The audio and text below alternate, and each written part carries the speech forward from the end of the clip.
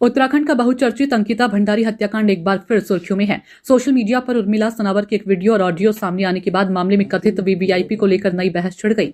अब इस मामले को लेकर सामाजिक कार्यकर्ता और Akhil Bharatiya people against rape in India की प्रमुख योगिता भयाना ने देहरादून में प्रेस वार्ता कर राज्य सरकार पर सवाल खड़े किए और पूरे मामले की निष्पक्ष जांच की मांग की है। प्रेस कॉन्फ्रेंस के दौरान योगिता भयाना ने कहा कि उर्मिला सनावर द्वारा जारी ऑडियो और सोशल मीडिया पोस्ट की गंभीरता से जांच होनी चाहिए। उन्होंने आरोप लगाया कि अब तक मामले में कई अहम पहलुओं को नजरअंदाज किया गया। योगिता भयाना ने विधायक रेणु बिष्ट सहित जिन जिन लोगों के नाम सामने आ रहे हैं उनके तत्काल इस्तीफे और गिरफ्तारी की मांग की। उन्होंने साफ शब्दों में कहा कि अंकिता भंडारी उत्तराखंड की बेटी थी और उसे पूरा न्याय मिलना चाहिए। इसके लिए इस हत्याकांड की जांच सीबीआई से कराई जाए और जांच एक तय समय सीमा के भीतर पूरी हो। योगिता भयाना ने चेतावनी दी कि यदि सरकार सीबीआई की जांच की मांग को नजरअंदाज करती है तो जनता को सड़कों पर उतरकर आंदोलन करने के लिए मजबूर होना पड़ेगा। इसके साथ ही उन्होंने जल्द सीबीआई जांच की मांग करते हुए कहा कि सीबीआई जांच भी तय समय के अंदर होना सुनिश्चित किया जाए, जिससे उत्तराखंड की बेटी को पूर्ण तरीके से न्याय मिल सके। नमस्कार, जय हिंद। मैं योगिता भयाना। मैं आप सभी का धन्यवाद करती हूँ कि आप इस बहुत ही महत्वपूर्ण मुद्दे पे, जो कि हमारे देश की बेटियों की बात है, स्पेशली हमारी उत्तराखंड की बेटियों की बात है, और जिनके साथ ऐसे जघन्य अपराध हो गए। न जाने वो कितनी सारी बेटियां हैं, पर दो तो हमारे सामने ही है। और मुख्य रूप से मैं यहाँ पर हमारी बेटी अंकिता भंडारी के बारे में बात करने आई हूँ।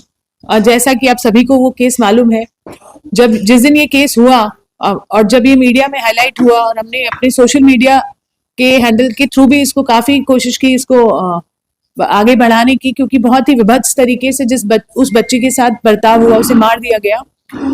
तो तब मैं देहरादून में ही थी और तब भी हमने इसको काफी उठाया और काफी टीवी चैनल्स पे आप ही लोगों के थ्रू हमने इसको काफी बढ़ चढ़ कर हमने इसको मद्देनजर रखा, हमारी सरकारों की, जो हमारी गूंगी बहरी सरकारें हैं, ताकि वो इस पे थोड़ा संज्ञान ले।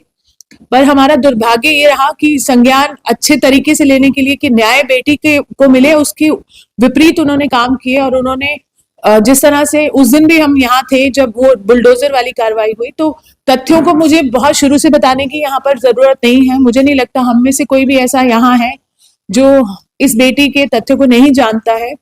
पर अभी हम जो इस प्रेस वार्ता के लिए यहाँ पर आए हैं, हमारे मुख्य उद्देश्य ये है कि अभी फिर से जो उर्मिला सनावर ने जो खुलासे किए हैं, और उसके बाद भी अगर सरकारें सीबीआई जांच नहीं कर रही हैं, कहीं ना कहीं ये दर्शाता नहीं है कि वो सिर्फ फेलियर हैं और हमारी बेटी को उन्होंने बहुत बुरी तरह से फेल किया है, अंकिता भंडारी को। मुझे लगता है वो इसमें लिप्त है। और अब तो बहुत ही ज्यादा एविडेंट हो गया है, जिस तरह से ये वीआईपी का नाम सामने आ गया है, उस इंसान का नाम आने के सामने भी कम से कम एक आश्वासन तक नहीं आया है मुख्यमंत्री का, जो कि बहुत बोलते थे कि यहाँ पर हमारी बेटियों को न्याय मिलेगा। या इस पर्टिकुलर केस में उन्होंने बोला, देखो मैंने बुलडोजर चलवा दिया है, मैंने अपनी कार्रवाई कर दी है। बुलडोजर चलाने से कार्रवाई नहीं होती है, बुलडोजर चलाने से सबूत मिटते हैं। और वो जो महिला सबूत मिटाने में उस समय खड़ी थी वहां पर, रेणु बिष्ट, मुझे लगता है कि हमने बहुत ही उनको पोलाइटली हैंडल किया है। हम सबने सिर्फ उनका नाम उजागर किया, पर सबूत मिटाने के जुर्म में वो इस औरत को ना कि इस्तीफा होना चाहिए या यहाँ से निकाल देना चाहिए पार्टी से, मुझे लगता है उनकी गिरफ्तारी होनी चाहिए। मुझे नहीं मालूम है किस तरह से कानून काम कर रहा है या हमारी मांगे सही तरह से नहीं पहुंच रही हैं। इन महिला का तो कम से कम गिरफ्तारी मिनिमम बनता है। सबूत मिटाने के बहुत सारे आईपीसी सेक्शन जो अब की बीएनएस में कन्वर्ट हो चुके हैं, उनको जेल होनी चाहिए। पहला तो मेरा यही डिमांड है। दूसरा, सीबीआई जांच की जो बात हम शुरू से बोल रहे हैं अंकिता भंडारी केस में, वो आज तक सीबीआई जांच नहीं हुई। पर अभी हाई टाइम है, जबकि हमको सामने से नाम मालूम है उस शख्स का, तो क्यों नहीं सीबीआई जांच हो रही है। मेरी अंकिता के पिता से अभी बात हुई थोड़ी देर पहले भी की, क्योंकि वो आ नहीं पाए, तो उन्होंने बताया कि उन्हें क्या क्या समस्याएं झेलनी पड़ रही हैं। उन्होंने मुझे बताया कि कानूनी प्रक्रिया में आज तक पुलकित आर्या और उसके साथियों की कॉल डिटेल्स अभी तक पेश नहीं किए गए हैं। हालांकि 2 साल ट्रायल चलने के बाद जहां पर उनको सजा हुई है, आज तक कॉल डिटेल्स वहां पर प्रेजेंट नहीं किए गए। बहुत सारी चीजें हैं, वो आर्थिक मंदी से भी गुजर रहे हैं, उनको आज तक कोई सहायता नहीं दी गई। जो बड़े बड़े प्रॉमिस, जो वादे इन्होंने किया, आज तक उनको पूरा नहीं किया गया। बहरहाल बेटी के न्याय की बात है। अब तो हमें नाम भी सामने आ गया है, जो अगर इन्होंने अभी भी सीबीआई नहीं लगाई, तो आपको भी मालूम है आक्रोश में हम लोग और हम चाहते हैं कि नहीं तो सत्ता पलटेगी या जो भी होगा, हम लोग सड़क पर उतर रहे हैं, सड़क पर देख रहे हैं आप और उतरेंगे, पर हमें न्याय चाहिए इस बेटी के लिए। और सीबीआई जांच इज द लीस्ट वो जो कर सकते हैं इस केस में। और कम से कम ये दो इंसानों के नाम जो मैंने बताए हैं, रेनू बिष्ट और जो ये वीआईपी जिसका नाम सामने आया है, उसको इमीडिएट अरेस्ट किया जाए, इन्वेस्टिगेट किया जाए। कभी भी कोई रेप पीड़िता का मामला होता है, पहले अरेस्ट होता है फिर इन्वेस्टिगेट होता है। ये लॉ में जो चेंज आया था निर्भया केस के बाद, जस्टिस वर्मा रिकमेंडेशंस के बाद जो चेंजेस आए थे, उसमें ये तथ्य, ये एक लॉ है। हम कोई एहसान, हम कोई नहीं वो हम पे एहसान कर रहे हैं, हम अपनी हक मांग रहे हैं। पहले आप उसको अरेस्ट कीजिए, फिर जांच कीजिए और जांच सीबीआई को दीजिए। ये हमारे मोटी मोटी जो हमारी डिमांड है ये है। दूसरा, एक और केस की तरफ मैं आपका ध्यान आकर्षित करना चाहती हूँ। लगभग कुछ वर्ष पहले इसी प्रेस कॉन्फ्रेंस रूम में मैं इसी जगह पर हमारी एक और बेटी के न्याय के लिए यहाँ आई थी, जब सुप्रीम कोर्ट ने एक्विटल दे दिया था हमारे छावला गैंग रेप केस की, हमारी उत्तराखंड की निर्भया के केस में। आप सभी को यहाँ मालूम होगा कि वो पिता और माता हमसे कब से जुड़े हुए हैं। जब से ये केस हुआ तब से मैं पर्सनल तौर पर और मेरी संस्था उनको सपोर्ट करते आए थे। पर सुप्रीम कोर्ट में इस फैसले के बाद हम बहुत ज्यादा आहत थे, क्योंकि जिस तरह की बर्बरता उस बेटी के साथ हुई थी, आप सभी को मालूम है, आपको बताने की जरूरत नहीं है कितनी मतलब बुरी हालात में उस बेटी का गैंग रेप करके उसे मार दिया गया था।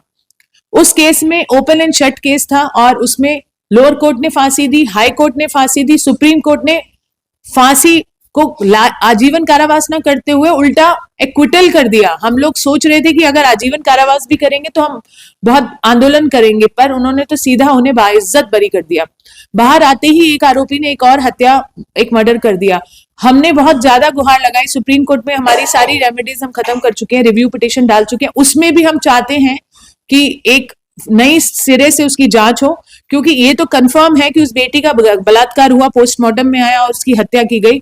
अगर ये आरोपी नहीं ढूंढ के दे पा रही है, चाहे वो केंद्र सरकार हो, चाहे यहाँ से राज्य सरकार का कोई लेना देना नहीं, पर फिर भी अगर वो नहीं ढूंढ के ला पा रहे हमारी बेटियों को, बेटी के आरोपियों को, तो मुझे लगता है ये सरकारों का बहुत बड़ा फेलियर है, चाहे वो केंद्र सरकार हो, चाहे यहाँ उत्तराखंड की राज्य सरकार हो। अंकिता भंडारी केस में हमारी बेटियां इस तरह से प्रताड़ित होती जा रही हैं, रेप, मर्डर, गैंग रेप, इतनी ज्यादा ये चीजें बहुत कॉमन होती जा रही हैं। स्पेशली उत्तराखंड की बेटियों के लिए मैं ये बोलना चाहूंगी कि वो दूर दराज आती हैं यहाँ काम करने, यहाँ या अन्य शहरों में जो आती हैं, बहुत ज्यादा उनको मतलब हरासमेंट, सेक्सुअल हरासमेंट, ये सब फेस करना पड़ता है। आज तक मैंने खुद ऑडिट किया है उत्तराखंड के किसी भी काम के स्थल पर जहां ज्यादातर होटल्स हैं, वहां पर बच्चियों की सुरक्षा जो कि दूर दराज पहाड़ों से आती हैं, उनके लिए सेफ्टी के कोई मेजर नहीं है। यहाँ तक विशाखा गाइडलाइंस के अकॉर्डिंग जो पॉश कमेटी होनी चाहिए, prevention of sexual harassment at work place, वो तक नहीं है। इससे क्लियर पता चलता है कि हमारी सरकारें कितनी निकम्मी है, कितनी नकारा है, और यहाँ तक कि मैं बोलूं तो ज्यादातर क्राइम में अब शामिल है, जो कि उजागर हो गया है।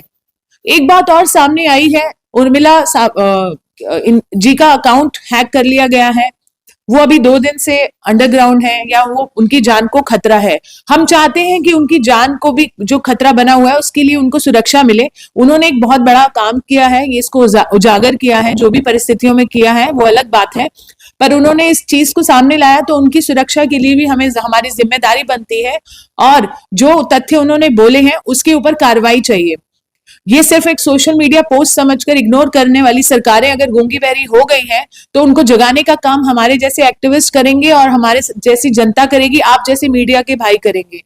मैं आप सभी से हाथ जोड़ के निवेदन करती हूँ कि पत्रकारिता तो आप डेफिनेटली कर रहे हैं, तभी आप यहाँ हैं, क्योंकि आप इस मुद्दे को लेकर गंभीर हैं, पर बेटियां हम सबकी हैं, और उत्तराखंड की बेटी के न्याय के लिए आप हमसे वैसे भी एक स्पिरिट के तौर पर भी जुड़िए, और इस बात को तब तक उठाते रहिए जब तक हमारी ये गूंगी बहरी सरकारें सुन न ले। और मैं ये